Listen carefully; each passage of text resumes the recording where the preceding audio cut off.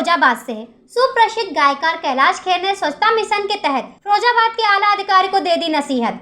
आपको बता दें, सुप्रसिद्ध गायकार कैलाश खेर ने फिरोजाबाद के अधिकारियों को मंच में ही दे दी नसीहत। कागज के कप में चाय न पीकर कुल्हड़ दौड़ा दीजिए। अधिकारी ही चाय पी रहे हैं, बाकी के लोग नहीं पी रहे हैं। जो खर्चा है और कम से कम 100 कुल्हड़ के पैसे तो हम दे ही देंगे। और हम इसीलिए यह कह रहे हैं कि हम प्रधानमंत्री जी के नवरत्न हैं। क्यों हैं? नवरत्न उनका स्वच्छ भारत मिशन है, उसके हम एम्बेसडर हैं। थोड़ा कुल्हड़ मंगवा लो और हमारे ऑफिस वालों को कुल्हड़ में चाय दो। फिरोजाबाद महोत्सव में मंच पर गाते समय कैलाश खेर ने कही यह बात। वस्तु तो तभी मिले जब भेदी ले ले साथ। आपको पता ही नहीं कि वो इधर ही जन्मे थे, आपके निकट। आपके फिरोजाबाद के कुल 50 किलोमीटर दूर पे जन्मे थे अमीर खुसरो। कहाँ घूम रहे हो? गांव का नाम है पटियाली, इटावा के पास।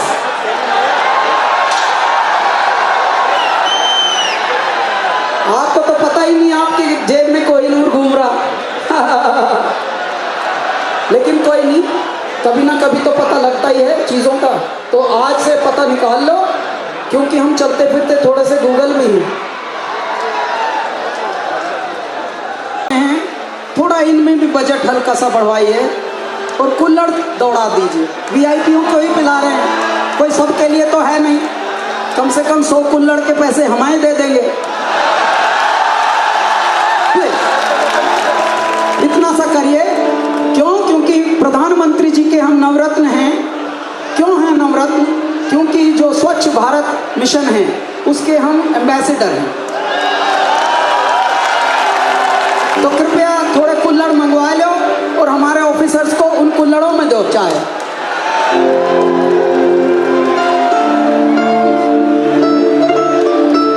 फिरोजाबाद से ब्रजेश राठौर की रिपोर्ट, जन कल्याण न्यूज।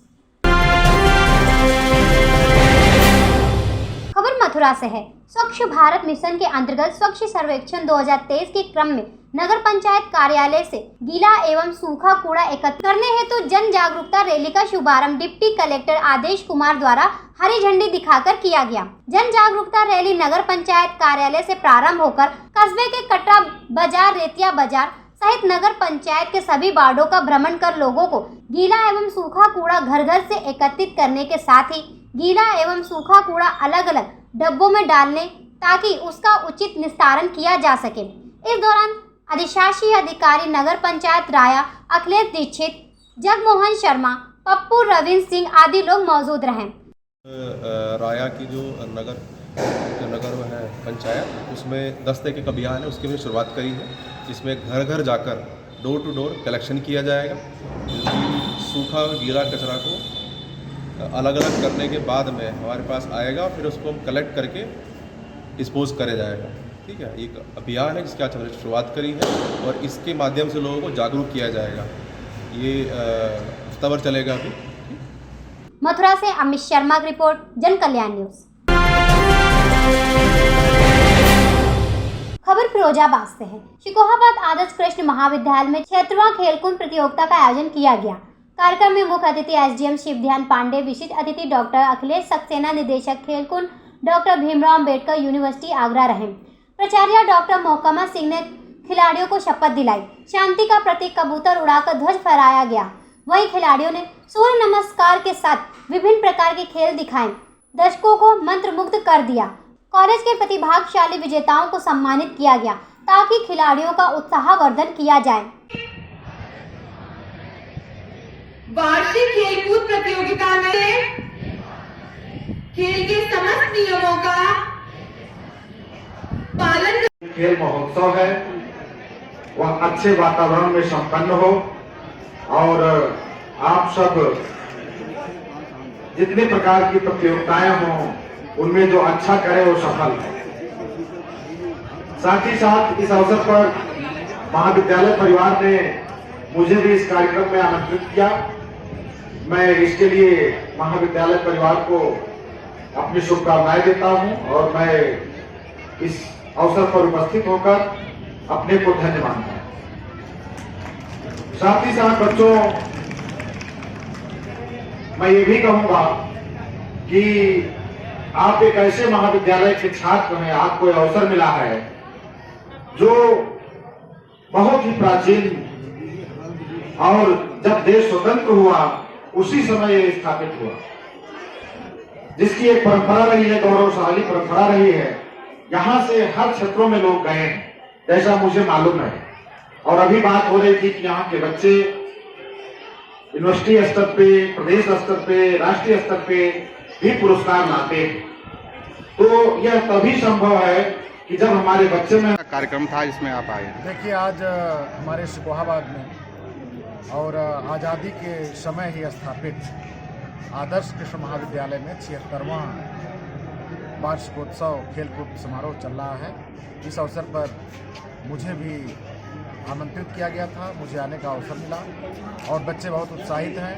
पूरे कॉलेज के प्राचार्य जी से लेकर के और जितने भी प्रोफेसरगण हैं, सभी बच्चों को बहुत अच्छे से तैयार किए हैं, ट्रेन किए हैं। यह देख के अच्छा लगता है, क्योंकि बच्चों में पढ़ाई के साथ साथ खेल कूद भी बहुत आवश्यक है। एक बहुत ही अच्छा प्रयास है। मैं इस अवसर पर विद्यालय परिवार को शुभकामनाएं। यहाँ बच्चों के खेलकूद प्रतियोगिता है, किस प्रकार का कार्यक्रम है? देखिए, मैं doctor Akhilesh Chandra Saxena, school director doctor Bhimrao Ambedkar university Agra, और आज यहाँ पर वार्षिक खेलकूद प्रतियोगिता यहाँ पर आरंभ की जा रही है। और ये 2 दिवसीय प्रतियोगिता है।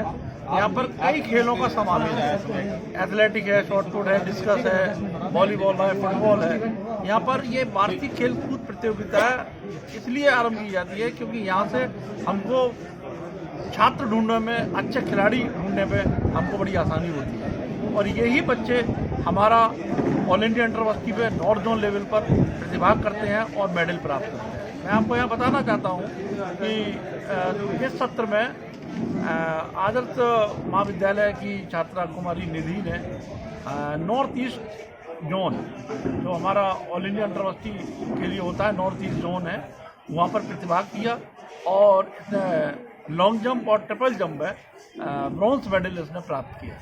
और खेलो इंडिया में इस छात्रा का सिलेक्शन था। इस वर्ष हमारे आर्चरी में भी लगभग 3 गोल्ड मेडल, 1 सिल्वर, 1 ब्रॉन्ज, और बॉक्सिंग में भी सिल्वर मेडल प्राप्त हुए हैं। और निश्चित तौर पर ये हमारे विश्वविद्यालय से संबंध जो महाविद्यालय हैं, इनके संकलित जो टीम होती है वो डॉक्टर भीमराव अम्बेडकर विश्वविद्यालय का ऑल इंडिया में प्रतिभाग करती है और नाम रोशन करती है। मैं आज के दिन केवल अपने खिलाड़ी साथियों से, बच्चों से यही कहना चाहूँगा, ये हमारा पहला स्टेप है। यहाँ से ही हम लोगों को खेलने को मिलेगा और यहाँ से ही हम लोग राज्य स्तर पर, अंतर्राष्ट्रीय स्तर पर प्रतिभाग करेंगे। ऐसी शुभकामनाओं के साथ मैं इन बच्चों को आशीर्वाद देता हूँ कि ये लोग आगे बढ़ें और विद्यालय का नाम और विश्वविद्यालय का नाम रोशन करें। धन्यवाद। फिरोजाबाद से ब्रजेश राठौर की रिपोर्ट, जन कल्याण न्यूज। खबर मथुरा से है। रंग उत्सव की समीक्षा बैठक में पहुंचे पर्यटन मंत्री जयवीर सिंह ने जिले के आला अधिकारियों के साथ समीक्षा बैठक में कहा कि यूं तो पूर्व में बरसाना सहित ब्रज भूमि के अनेकों स्थानों पर रंगोत्सव का आयोजन बड़े ही धूमधाम के साथ किया जाता है। वर्ष रंगोत्सव कार्यक्रम में पूर्व वर्षों के मुकाबले व्यवस्थाओं के चाक चौबंद करना है। उन्होंने अधिकारियों को दिशा निर्देश दिए कि रंगोत्सव की तैयारियां मुख्यमंत्री की उपस्थिति को ध्यान में रखकर होनी चाहिए। इसके अलावा सड़क, बिजली, पानी, स्वास्थ्य संबंधित सेवाओं पर विशेष ध्यान रखने को आला अधिकारियों से कहा गया। नगर पंचायत के सभागार कक्ष पर्यटन मंत्री जयवीर सिंह, गन्ना विकास मंत्री चौधरी लक्ष्मी नारायण ने जिले के आला अधिकारियों के साथ रंगोत्सव का समीक्षक बैठक की।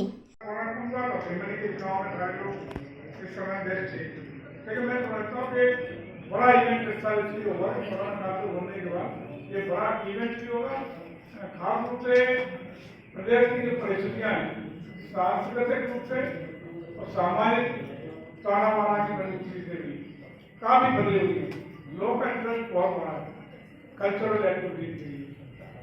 अभी जितने भी कार्यक्रम हुए, हमारे प्रधानमंत्री जो प्रतिनिधि हुए, हम लोग जितने कार्यक्रम चला रहे हैं, कई गुना भीड़ बढ़ी है। होली के जो कार्यक्रम होते हैं, बरसाना की होली पूरे विश्व में विख्यात है और इस होली के कार्यक्रम जो लगातार परंपरागत रूप से होते रहे, उनको और व्यापक स्वरूप देने का काम और भव्यता और दिव्यता देने का काम, उसमें कुछ नया जोड़ने का काम इस बार हम लोग करेंगे। उसके लिए हमारा विभाग और यहाँ के स्थानीय स्तर पे हमारी परिषद के अधिकारी, परिषद के पदाधिकारी और यहाँ का प्रशासन, यहाँ के जनप्रतिनिधि मिलकर के करेंगे। तो इस बार की जो होली के कार्यक्रम होंगे, चाहे नंदगांव के हों, बरसाने के हों, जनपद भर में आयोजित होने वाले विभिन्न कार्यक्रम हों मथुरा के, उनको भव्यता और दिव्यता के साथ नई कल्चरल एक्सचेंज कार्यक्रम भी रखेंगे। ब्रज के रस के साथ हम लोग बुंदेलखंडी रस भी देने का प्रयास करेंगे। हम लोगों का प्रयास होगा कि भोजपुरी के भी रस यहाँ के लोग उसका रस स्वादन करें, ये प्रयास होगा। और हर क्षेत्र में बहुत ही अनुशासित तरीके से भव्यता और दिव्यता के साथ सकुशल संपन्न हो, इसकी भी व्यापक रूप से चर्चा की गई है। सारे अधिकारियों को निर्देशित किया गया है। पुनः यहाँ के स्थानीय प्रशासन के माध्यम से तैयारियों का लगातार जायजा भी लेने का काम होगा और अंतिम तैयारी के लिए अंतिम धरातल बनाने का काम होगा। कहीं भी किसी प्रकार की कोई कोर कसर नहीं छोड़ी जाएगी। तो इस बार के कार्यक्रम में एकदम नया भव्यता और दिव्यता का स्वरूप दिखाई पड़ेगा। मथुरा से अमित शर्मा की रिपोर्ट, जन कल्याण न्यूज। खबर फिरोजाबाद से। एसओजी व पुलिस को मिली बड़ी कामयाबी।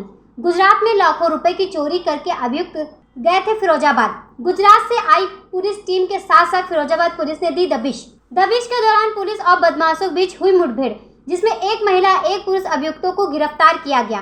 एक आरोपी भागने में सफल रहा। गिरफ्तार किए गए युवक का नाम बीनू यादव व महिला का नाम पूजा यादव बताया गया। यह दोनों आरोपी गुजरात के रहने वाले बताए गए हैं। थाना दक्षिण क्षेत्र के सुहागनगर क्षेत्र की घटना। कहाँ से रहने वाले हो? वैसे तो यहाँ ये सुजावलपुर, मतलब नसीबपुर था ना, सुजावलपुर की। और वैसे मेरे मायका है वो है श्री गंगानगर जिला और चारेमल्डी तहसील गढ़साना। पति का क्या नाम? विनय यादव। कितने बच्चे हैं? 4। क्या नाम है आपका? पिता का नाम क्या है? राम नरेश। कहाँ रहते हो? सुजावलपुर। उधर देखो उधर। थाना कौन सा है? नसीरपुर। जिला? मुंह मेरी तरफ करो। फिरोजाबाद। गाँव कौन सा है तुम्हारा? सुजावलपुर। अच्छा, जरा बताओ इस संबंध में। क्या है ये किया था, मैंने लोकेशन दी थी। मैंने दिया। सर, कल एक घटना हुई थी सुहागनगर थाना दक्षिण क्षेत्र में, पुलिस टीमों ने दबिश दी थी, क्या मामला है? देखिए, गुजरात के मेहसाना जनपद में एक चोरी की घटना पूर्व में हुई थी। वहां से एक टीम आई थी जिनके सहयोगार्थ एसओजी टीम और दक्षिण पुलिस गई, तो वहां पर मौके पर मुठभेड़ हो गई। मुठभेड़ के दौरान पुलिस ने शिवाकांत एवं पूजा यादव को अरेस्ट किया तथा एक विनय नाम को जो अपराधी था वो फरार हो गया। इनके पास से पीली धातु और सफ़ेद धातु के काफ़ी मात्रा में जेवरात बरामद हुए हैं। नाजायज असलाह में इनके पास से नाजायज एक देसी राइफल, तमंचा एवं पिस्टल भी बरामद हुई है। इनके पास से एक स्कोडा गाड़ी भी बरामद हुई है। जो अभियुक्त फरार हो गया उसकी गिरफ्तारी के लिए टीमें लगातार प्रयास कर रही हैं और जो गिरफ्तार किए गए हैं उनसे पूछताछ की जा रही है। उनसे अन्य जो भी जानकारियां प्राप्त होंगी उसके आधार पर अग्रिम वैधानिक कार्रवाई की जाएगी। पुलिस टीम को इसके लिए वरिष्ठ पुलिस अधीक्षक महोदय द्वारा पुरस्कृत भी किया जाएगा। फिरोजाबाद से ब्रजेश राठौर की रिपोर्ट, जन कल्याण न्यूज। खबर मथुरा से है। हिंदू महासभा के कोषाध्यक्ष दिनेश शर्मा ने बीएसपी सरकार पर जमकर निशाना साधा और कहा, स्वामी प्रसाद मौर्य ने रामचरितमानस ग्रंथ की प्रतियां लखनऊ में जलवाई और अभद्र टिप्पणी की। उसी के साथ साथ पूर्व में मुलायम सिंह यादव ने कार सेवकों के ऊपर जमकर गोलियां चलवाई। वहीं आज अखिलेश यादव भी ऐसे लोगों का समर्थन कर रहे हैं। ऐसे लोगों के विरुद्ध वर्तमान सरकार की तरफ से एनएसए की कार्रवाई होनी चाहिए जो सनातन धर्म की निंदा करते हों, और उनको खुद यह सोच रखनी चाहिए कि आने वाले समय पर उनकी वोट बैंक पर भारी असर भी पड़ेगा, जिसका जनता जवाब देगी। स्वामी प्रसाद मौर्य ने पवित्र ग्रंथ रामचरितमानस का अपमान किया था और उसको बैन करने की मांग की थी। स्वामी प्रसाद मौर्य के समर्थकों ने लखनऊ में रामचरितमानस की प्रतियां जलाईं। स्वामी प्रसाद मौर्य के बयानों से देश में अराजकता का माहौल है। ये लोग अपने बयानों से सनातन धर्म का अपमान कर रहे हैं। हिंदू महासभा उत्तर प्रदेश सरकार से मांग करती है कि स्वामी प्रसाद मौर्य और उनके समर्थकों पर एनएसए की कार्रवाई करें, जिससे भविष्य में कोई भी व्यक्ति हमारे पवित्र ग्रंथों का अपमान ना कर सके। अखिलेश यादव ने स्वामी प्रसाद मौर्य का प्रमोशन करके ये दिखा दिया है कि सनातन धर्म के अपमान करने वालों का समाजवादी पार्टी प्रमोशन करेगी। इनके पिताजी ने कार सेवकों पर गोलियां चलवाई थी और उनका बेटा सनातन धर्म का अपमान करने वालों का प्रमोशन कर रहा है। इससे साफ जाहिर होता है कि ये लोग सनातन धर्म का अपमान करने वालों के साथ खड़े हैं। हिंदू समाज में बहुत ही आक्रोश है। इससे समाजवादी पार्टी की वोट बैंक घटेगी। आने वाले चुनाव में इनको पता चलेगा कि हिंदू धर्म और सनातन धर्म का अपमान क्या होता है।